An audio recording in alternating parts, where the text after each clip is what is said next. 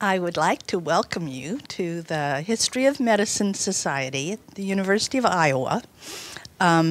This is our first meeting of the fall semester, and I think we have a very interesting, exciting year planned. So I hope you can come to a number of the lectures this year. If you would like to be on the mailing list for the History of Medicine Society, there's a sign-up sheet at the back. You just have to put your name and email address, and I'll add you. And we've got like 400 people on the list, and it's not a very high traffic list. So feel free to sign up if you would like to get notices about the talks and other related things. So I have the pleasure of introducing Stan Thompson. He's a very interesting man. He was born in China to Irish missionary parents, and he spent World War II in a Japanese concentration camp in North China. He returned home to Belfast, Ireland, after the war and immigrated to the United States in 1949. He earned his BA, and after becoming a U.S. citizen, he went to medical school at the University of Minnesota.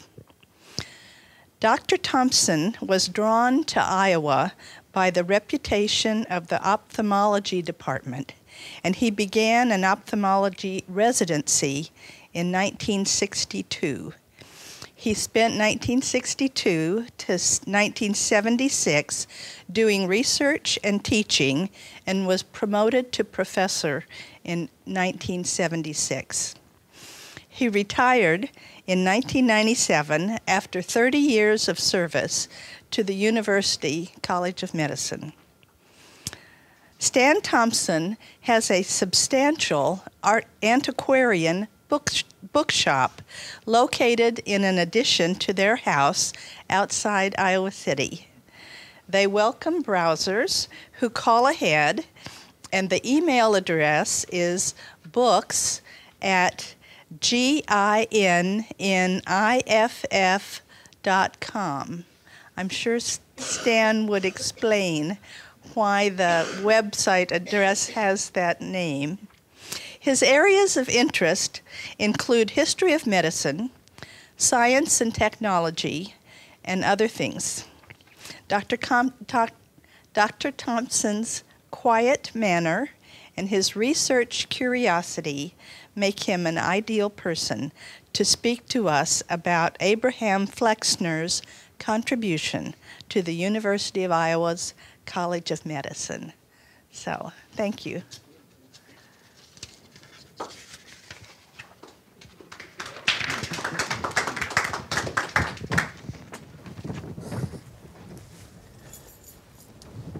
Well, as Donna says, I did come here to intern in 1961, and the first thing I noticed, other than the football game going on, was that there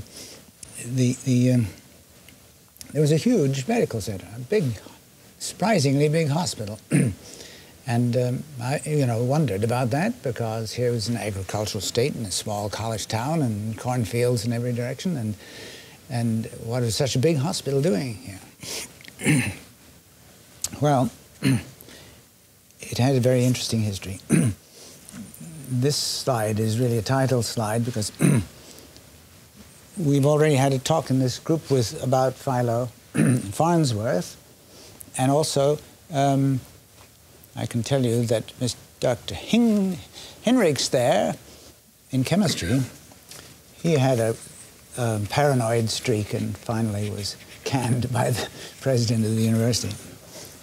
If you look at him cross-eyed, he wrote letters to the newspaper about you. Well, So Flexner was one of the causes of this being a big medical center.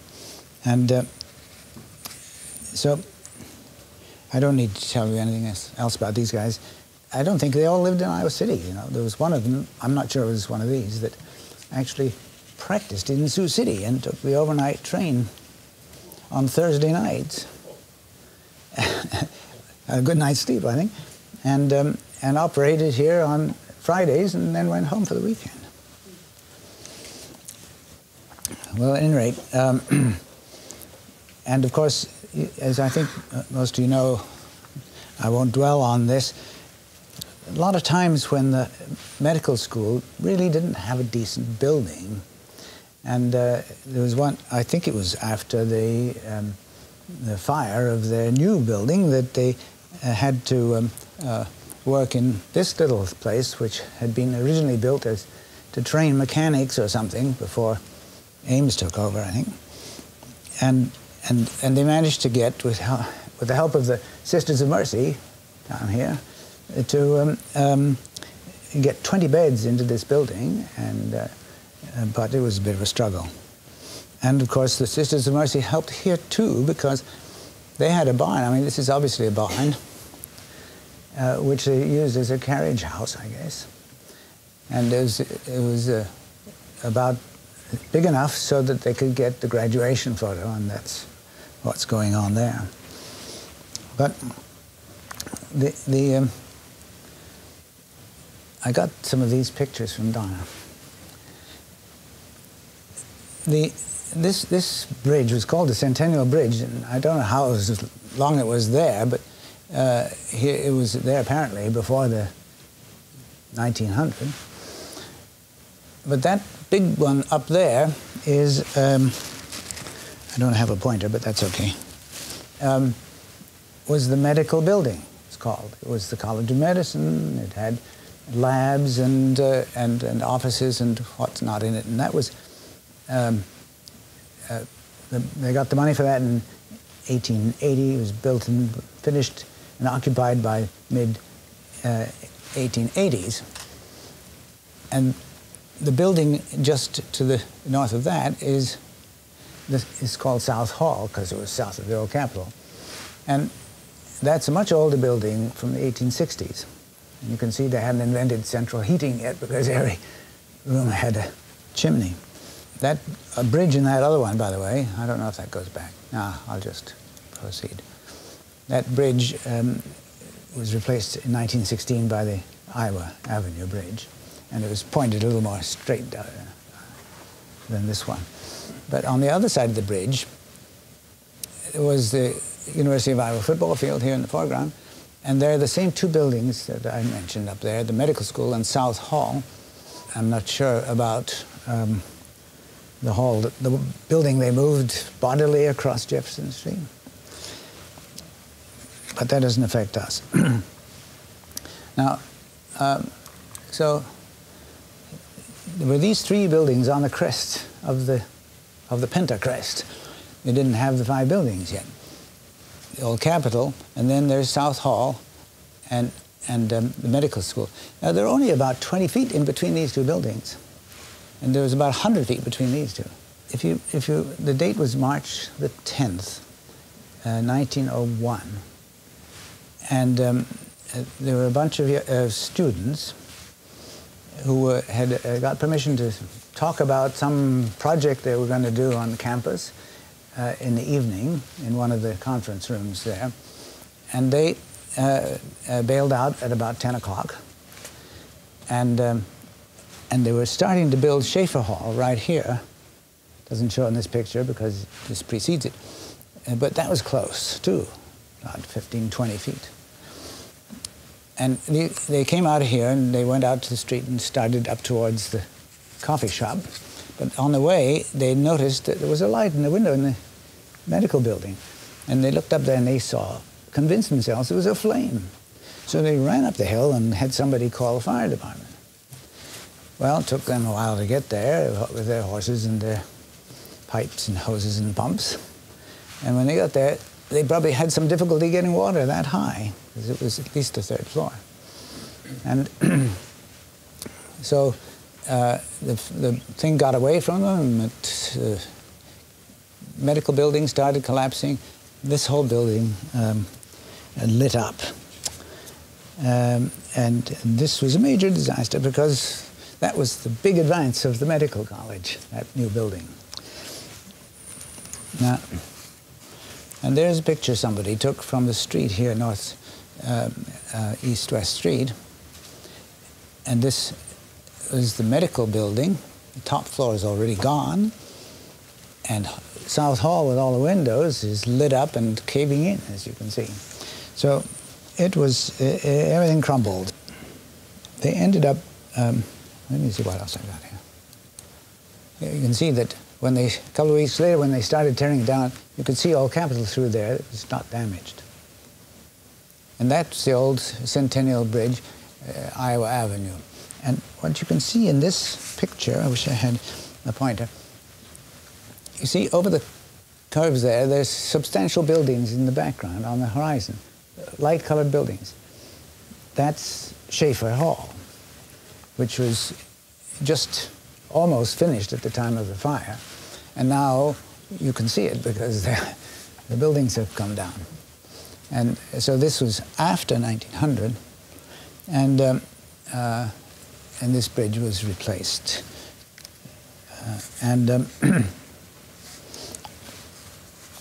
Just to clue you in about that something familiar, here's a current aerial shot showing the Pentacrest. And this space right here is where South Hall and the Medical Center were, right in between those. And of course, I can't point to it, but there's Calvin Hall right across Jefferson, and it was moved just across the street to make room for the symmetric set of buildings on the Pentacrest.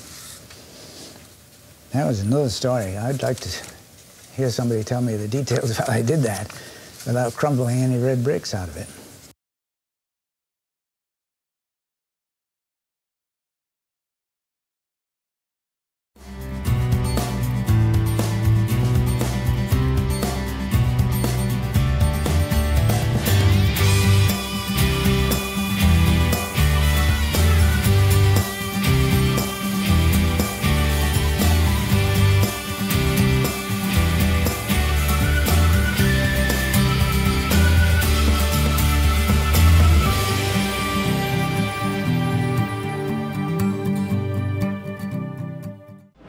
Show your Iowa pride, the Iowa Hawk Shop, where Iowa shops. The ultimate collection of Iowa Hawkeye merchandise, gifts, and apparel. Help support the University of Iowa. All proceeds benefit men's and women's athletic teams and student programs. The Iowa Hawk Shop, where Iowa shops. Show your Iowa pride. Call 1-800-HAWK-SHOP or visit www.hawkshop.com.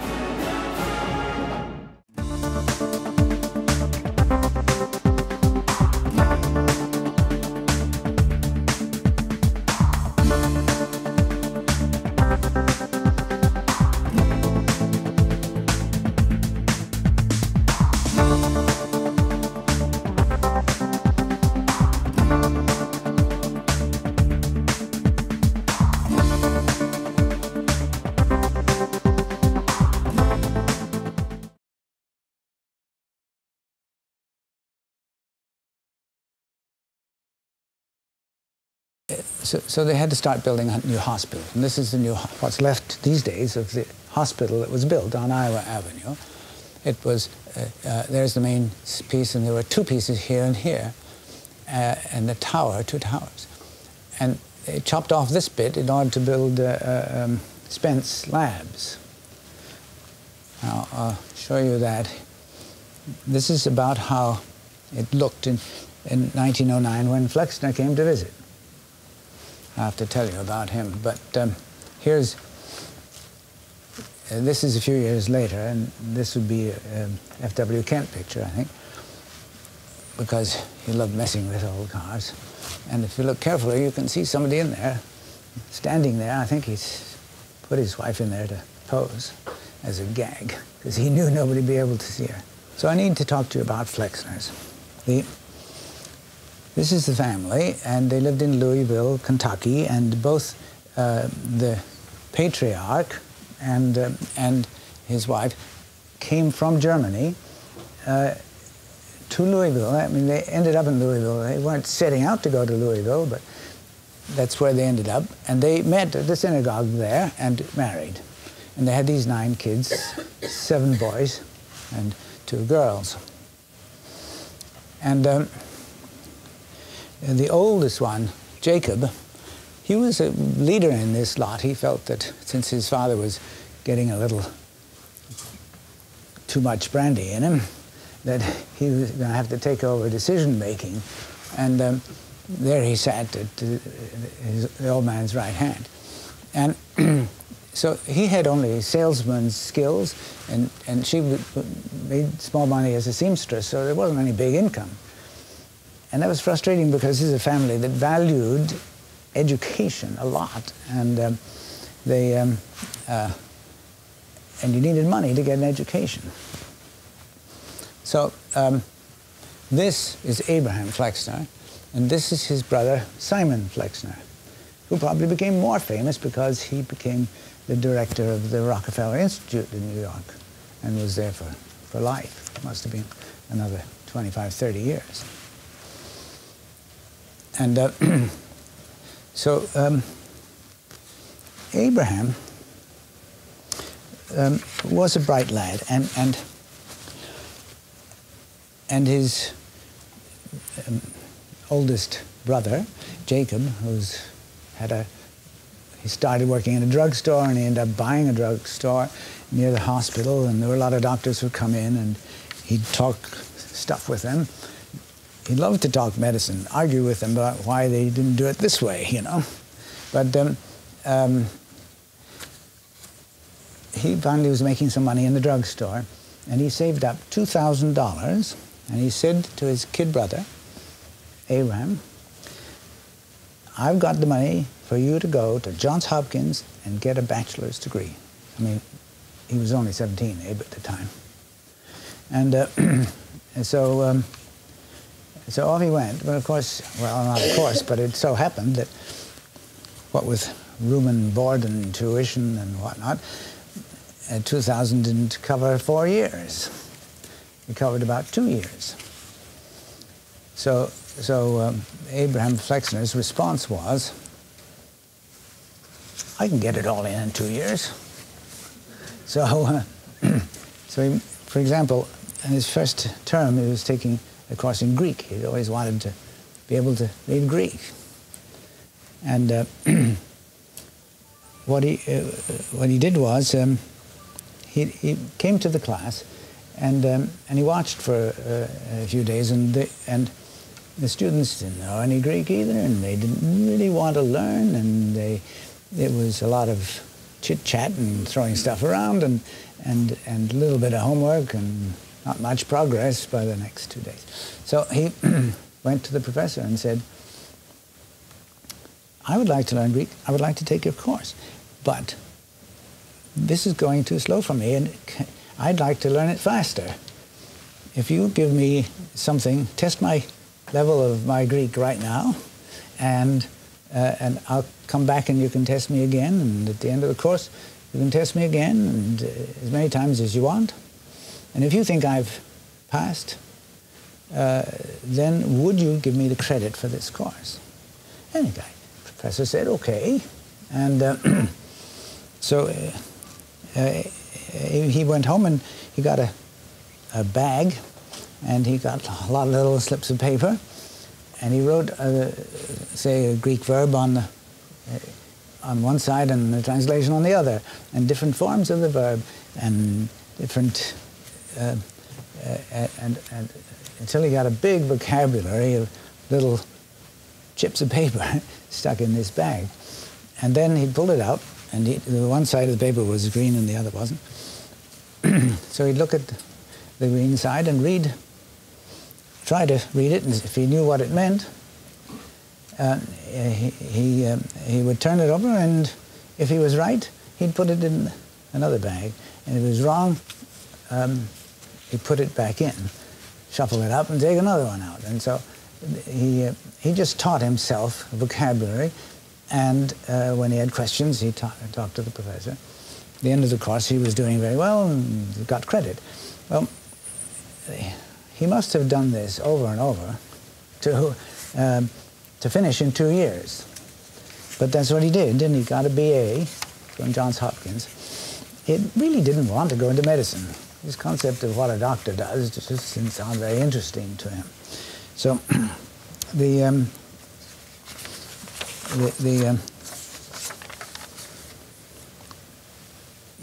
so he was very interested in education. He started, in fact, a high school in Louisville. It was a private high school. He charged money, and he taught them well. And he had several people apply to major colleges like Bryn Mawr and got in. And so it was a successful, and he was able to support the family a little bit with some of his income from that. But education is the theme of his life, and so he was working in New York for various people with ideas, and one of them was the Carnegie Company, and the people who made use of Carnegie's philanthropic money. And so they got interested in, because they were always talking about medical education and deploring some of the terrible medical schools that were there, and you know, the kind that got a bunch of farm boys in and gave them a course of lectures for 6 weeks and sent them home for Christmas and New Year's, and then gave them another set of lectures in January and February, and by the time to put the crops in, they had to go again, you see. And they got an MD out of that after their name, you see. So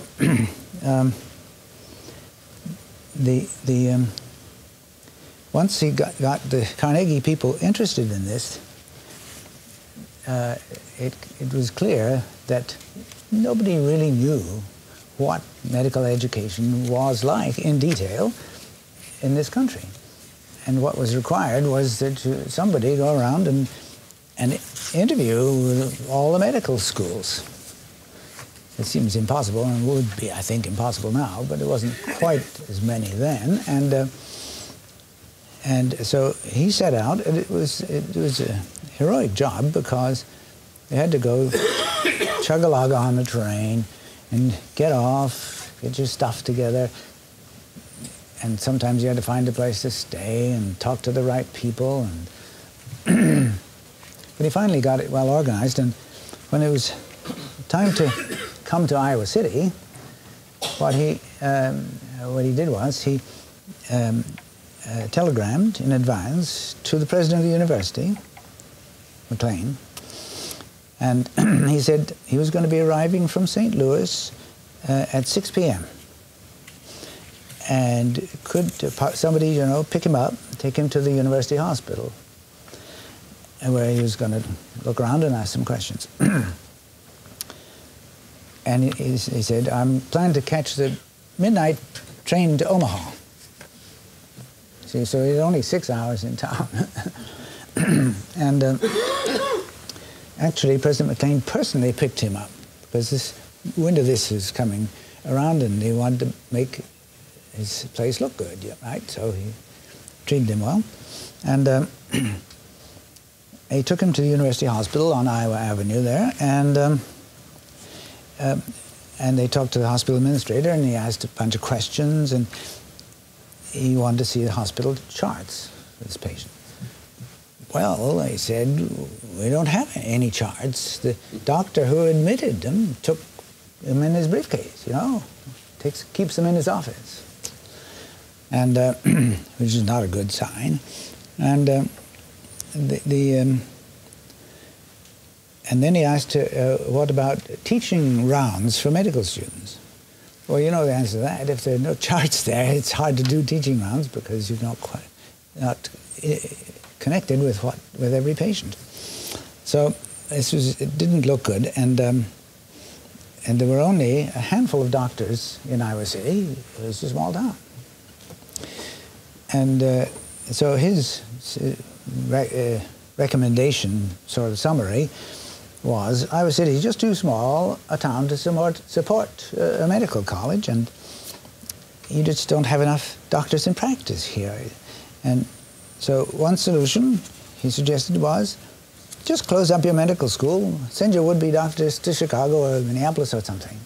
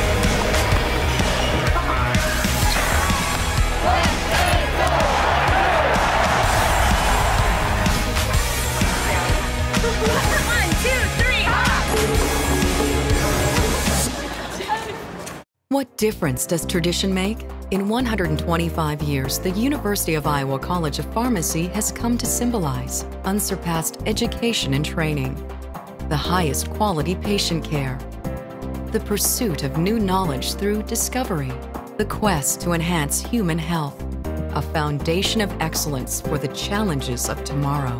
The University of Iowa College of Pharmacy, celebrating the past, shaping the future.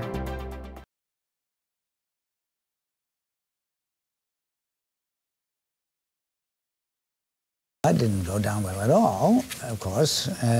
This was a real poke in the eye for the whole state, because it was a state college of medicine at the state university and so on. So he went home when he made his whirlwind tour, and he wrote this all up, and it was published by the Carnegie people in one of their journals. Just by July, it was only about 6 months from the end of his tour till it came out. Well, it caused a sensation because everyone had doubts but no knowledge about what medical education was like. And, and many medical colleges of borderline quality were indeed closed. In fact, in Iowa, there was a hospital a program in Keokuk and one in Des Moines that were closed down, partly because they were largely homeopathic still, and that was a no-no for Flexner. He didn't believe in belief-based medicine. It's biology, science, knowledge, and not. You don't come to it with a pre-organized belief. Well, well, of course, the State University of Iowa had no intention of closing down their medical school, so what to do? Well, this is where, oh, there he is as a young man. I forgot to show you the slides. That was just when he graduated from college. This is the guy I want. He ran an insurance business. He taught a high school too, just like Flexner. And from the insurance company, he went to work in a bank, and he became, was a banker the rest of his life in Cedar Rapids.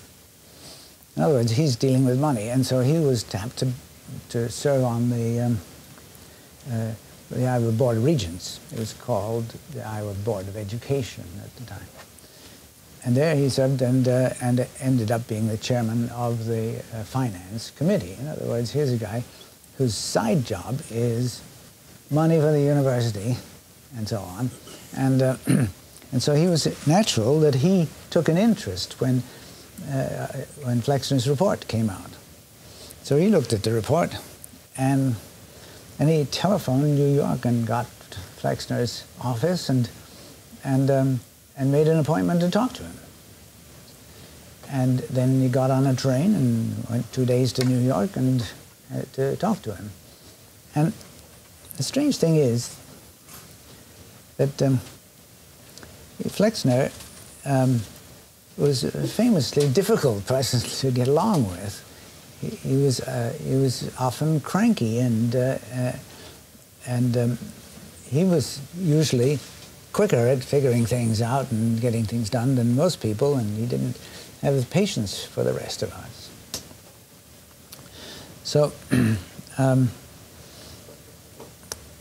but he went there and talked to him, and basically he said, all right, so we haven't got the greatest medical school in Iowa that we would like to have, and I'd like to be able to do something about it. I can't give any great gifts, but I could help organize a campaign to raise some money for a new medical building and so on with the medical school.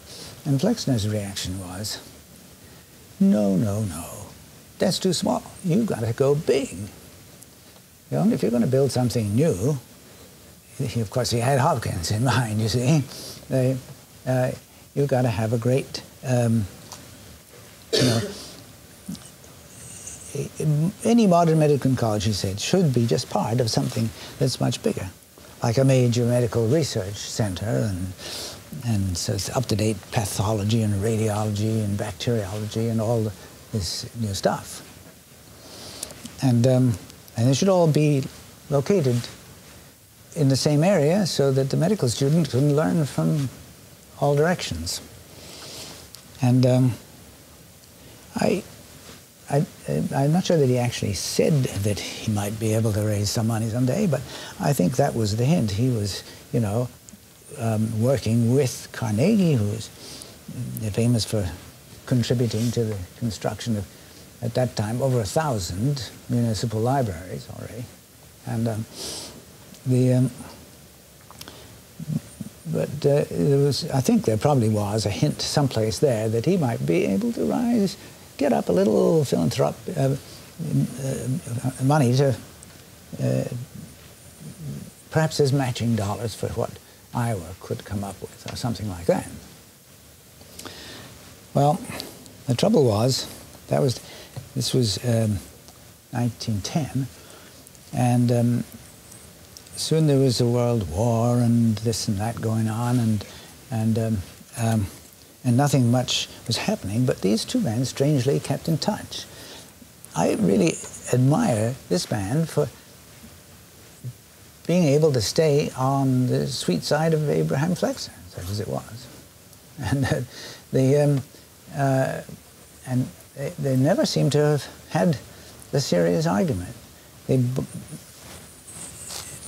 Boyd wanted to get enough money to build a decent medical center in Iowa City, and Flexner had the capability and the will, really, to try to raise the money. It wasn't something that anyone would think about, right? Because it was apparently a busy decade, but somehow they kept in touch, and people who knew Flexner in New York marvel at some talent that Boyd had for being able to keep this working friendship up. And he was very patient, you know, waited for a decade before anything happened. And so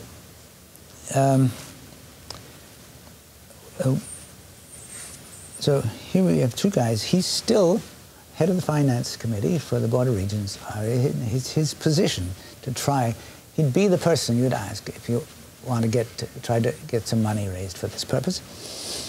And Flexner was a man who could keep right there in his head an amazing collection of facts and arguments and so on that were needed to persuade the philanthropic people. Well, a decade went by, and I don't know the details of what connection they had during that time, but in 1920, Flexner came to Iowa City to do his homework for preparing a plea to philanthropic agencies for the necessary money. And so the first thing he said was, I mean, he not only visited Boyd, but he visited President Jessup at the time too, and talked about it. And they said, well, I can't start raising money until I know how much I'm going to raise. So that means, I think it's your responsibility, the university, he said, to hire an architect to make an estimate. I'm not asking anybody to build anything yet, but if we were to build a 700-bed hospital and all of this and all of that, all around it, then what do you think it would cost? So they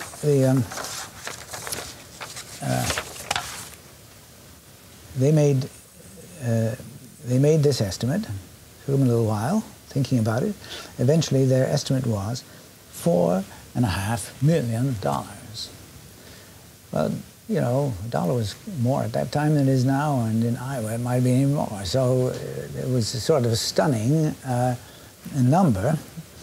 And but the next year, Flexner set about trying to raise some money in New York, and he went to what's called the General Education Board. This was various philanthropic sources like Rockefellers and Carnegies and others. They didn't want to hassle with everybody who had a bright idea and take the time to listen to them, you see, even though they did have money that they wanted to give to good causes. So they depended on an outfit like they did their own talking sometimes, but most of the applications went through the GEB, as they call it, the General Education Board. That is the applicants that had something to do with education. This was a board of, I don't know, maybe 8 or 10 people who listened to a sales pitch of various kinds, saying, this is a wonderful cause, look what we could do if we had this and that, and what we need is this money, and convinced them that that was a good cause and would be a wonderful thing for the world and everything. So, and then they would take that, saying, top of our list to Rockefellers, let's say, is this. Then we got also this and this. So the trouble was, at the time, 1921, the guy who was president of the GEB, that is the guy who was running the show and preparing the stuff to take to the money people, he had a thing about not wanting to spend philanthropic money to help an outfit that was taxpayer supported. Just didn't seem right to him, and he, I mean, Flexner, I'm sure, tried to point out all the good that this was going to do. Who cares who's paying for the university? We're going to do something that's going to do a lot of extra good, and just think about that. But I don't know the name of the guy who was president of the board who made this fuss, but they refused. And so what he did, within the 2 or 3 months, he got an appointment with the Rockefeller board. That is, the Rockefellers themselves might look favorably on this, even though the board that they had set up to handle this wasn't going to do it. So, and he made this application directly to the Rockefeller Foundation. And they said, okay, we'll give 25%. That's $1,125,000. So then in the November of 22 then, all this takes time, he went back to the GEB, the General Education Board, and said, look, Rockefellers think this is fine, and they're giving that amount. Why don't you give that amount too, just an eighth of a quarter of the whole project? So he talked them into it. Maybe the president of the GEB had retired or something, I don't know. But at any rate, he got a promise of 50% of the $4.5 million, all of it offered as matching dollars for anything that the state of Iowa could provide. No straight gifts. But it really was an astonishingly generous gift. And quite a lot of time in 1922 was spent in Iowa persuading the legislature to cough up a similar astronomical amount. And just to build a state university, going way over there in the east part of the state. And apparently, Republicans throughout the state still thought of Iowa City in Johnson County as some kind of a sinkhole of social and political degeneracy, you know. Probably because they were mostly Democrats, and in fact, Johnson County had always voted Democrat. And they also remembered that back in 1893, when the state of Iowa had trouble figuring out their liquor laws, you know, they made every county decide whether they would be a dry or wet county. And Johnson County was the only county in this area that was wet, which and they were still holding that against them a little bit, but there's a great benefit, of course, to Johnson County because people from all the surrounding counties come to buy their liquor, and while they're at it, buy clothes and cars and things. So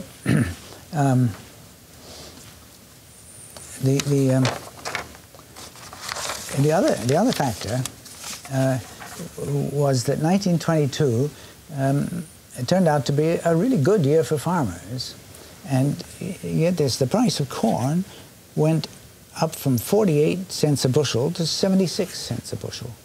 I mean, that's a big rise.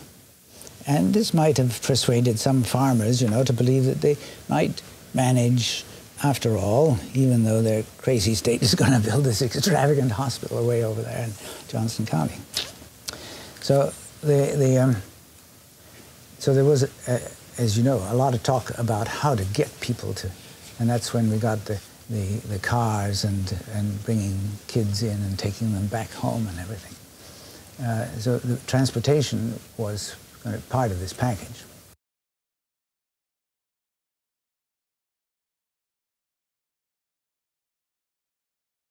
Tradition. Ambition. Exploration. Inspiration. You feel it when you step on campus at the University of Iowa. The energy and pride of students inspired by our history. And excited about our future. When you join the Hawkeye family, you're a part of it all. Be a part of it. Be a part of it. Be a part of it. Be a Hawkeye.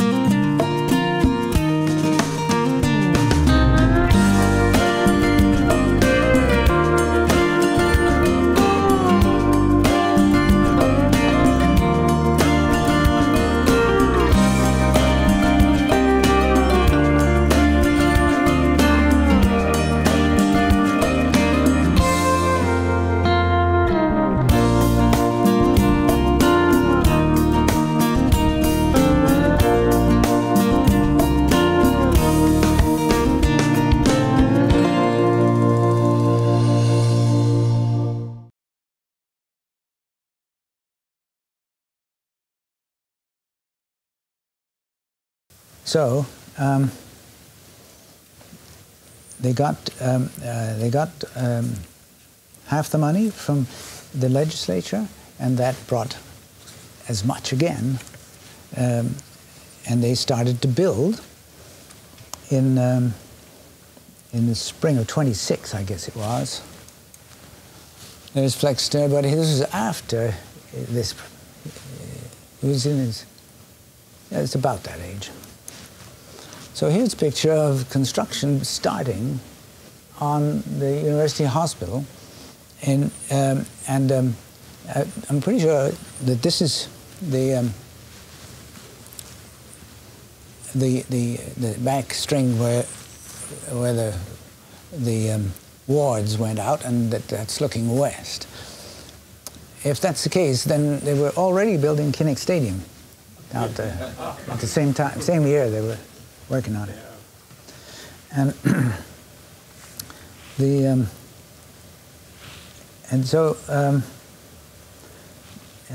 finally, it took 2 years. In 1928, this was what they got, a sort of naked looking now, isn't it?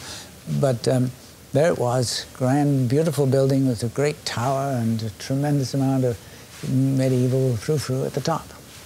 And everybody admired this tower. And in fact, people spoke of it being a west of the river sort of matching tower to the old Capitol, you know. You could stand there and make code and they'd read it in the old Capitol. And by this time, they'd hired a administrator for the hospital. That was Mr. Neff, who some stories about, because he wouldn't, he did like a Henry Ford. He said, no, you can't use that color on the wall. You can have any of these colors. They were shades of gray. You can have the 7 shades of gray. Take your pick. And I suspect he was colorblind, you know. And then they got a new dean of the College of Medicine, and that was Henry Houghton. And Houghton, he had developed a reputation, I've got a picture of him someplace here, of being a famously smooth and bright and effective administrator. And the Rockefeller people, you know, had made this huge investment in Peking, in China, the Peking Union Medical College. Built beautiful new buildings, and he was the medical, he was a physician, but he was the administrator of that hospital. And then his kids got old enough to go to college, and they want to go to the University of Chicago, and it wasn't that far away. And guess who? Abraham Flexner said to Iowa, you ought to hire that man as dean for a couple of years while he's in the country, because he's going to go back to China.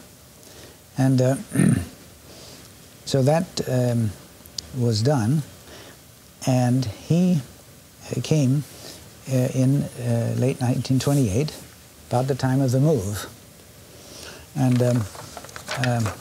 to become dean of the medical college. And he was there for 4 years, so it's great. And so here's 1930. There's the new hospital. It's a bit odd looking at it from its north-facing front here, because there's the tower. And this piece here is that piece there. It's just the angle that makes it look like you could hardly get a bicycle through there. And actually, the senior faculty parked in those spots. I'm going to go back to how do I go back? Oh, well, we can see it again sometime. The point I want to make is that the architect wanted his tremendous tower to be viewed from all sides. And so he made these parking lots on either side of the tower. And the hospital was around the parking lots. But then John Colleton said, in the mid-70s, the administrator of the hospital,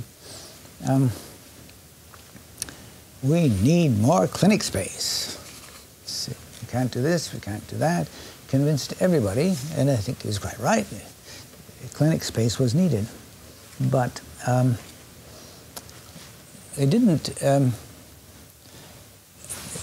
his thought was, we got this great empty space here. We could fill it up with clinics, and another one on this side, see? And of course, the result is that you've got buildings all the way up to about here, and you can't see the tower except from a distance or from an airplane or something. And so there was some resistance there, and Sandy Boyd was the president of the university, and he had a long interest in architecture, especially of the campus, and I think he was dragging his feet too. But when somebody got this brilliant idea of, in the surrounding building, to have the top level have glass in it, you've seen that, haven't you? Well, if you go up there, and as high as you can go in the tower, they've got some pieces of glass roof. And if somebody's cleaned the snow off, you can look up and you see sort of from this angle all that medieval glory. But right now, it just looks like somebody's dumped a bunch of frou-frou on the roof of the building, isn't it? It's too bad. It's a great disappointment because the tower that's part of the tower, and you don't see the tower. All you see is the decorations on the top. Oh well,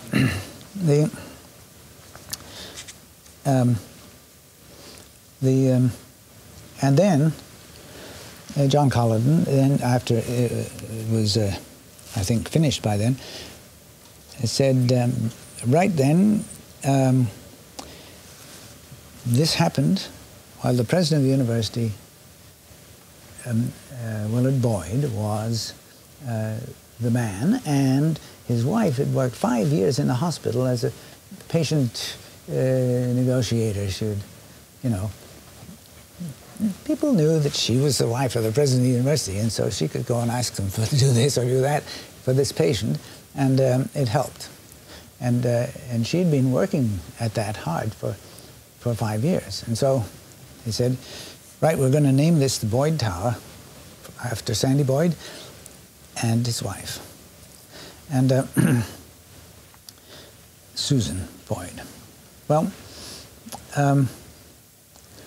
the trouble that I have with this is that we wouldn't have this tower if it hadn't been for the efforts of another Boyd. That is, Will R. Boyd, not Willard, but William R. Boyd. And he's not getting any acknowledgement for this. When they call it a Boyd Tower, everybody figures that was Sandy Boyd. He was the president of the university at the time, and they did that sort of thing. But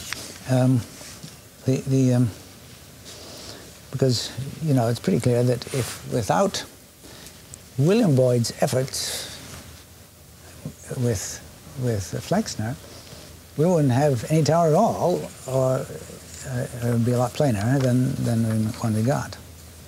So that's I sent this to Sandy Boyd and Susan already, and they said, well, they like it, but I want them to like it enough to say, you've got to put a plaque up there that says, this is the Boyd Tower, and here are the Boyds involved, 1, 2, 3, you see?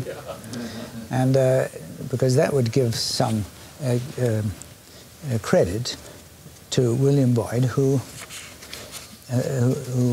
worked hard and long on this project. And I want to tell you one more thing about Flexner's personality. Because here's a picture of his famous, that's what I should have had showing all this time while I was talking, see? And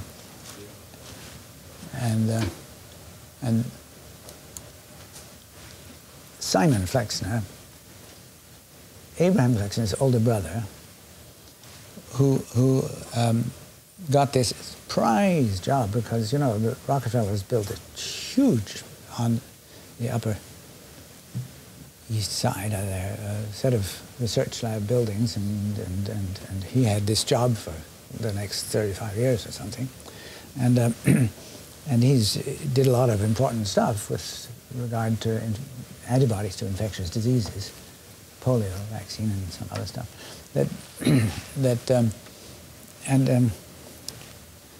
So he, when asked about his people calling his brother cranky SOB or something, he would say, you know, when actually he spoke about his kid brother, quote, he hardly ever admits to his own mistakes or failures. There's no difficulty in finding fault with others. And again, Abraham is a strong person and very generous, intensely egotistical, and great capacity for self-deception. So it seems, in view of that, and in fact, somebody's recently written a book about the bad side of Abraham Flexner. And that makes it all the more remarkable that he and Boyd were able to get along, Flexner and Boyd. And it was that getting along that resulted in us getting a medical center. Okay. That's it. Thank you.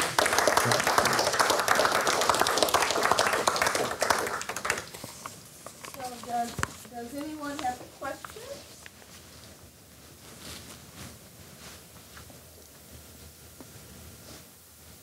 Was there any resistance from the west side of the state that all this money was going to go to the east side of the state to build a big hospital? Yes, I heard that voiced in one paper about this raising the money.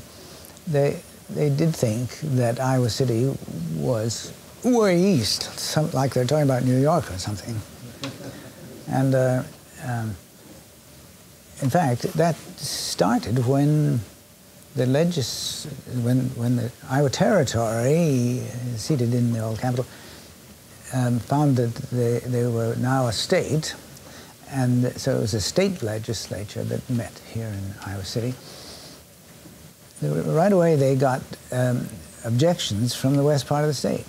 You mean I've got to come home, gone away over there just to sign this paper, you know? And it was a lot of loud objections.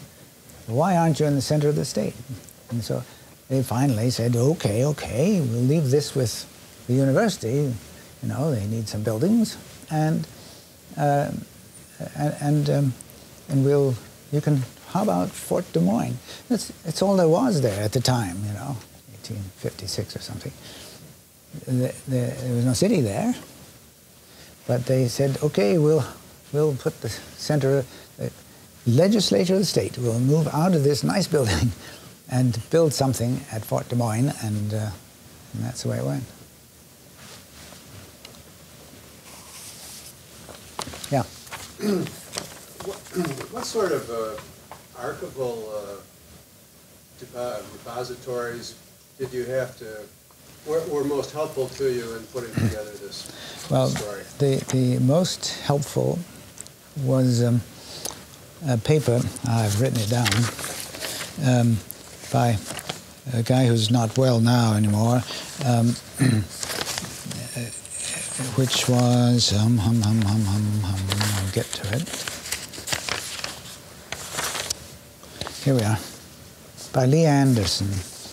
He was just sort of historian a number of years ago of university things. And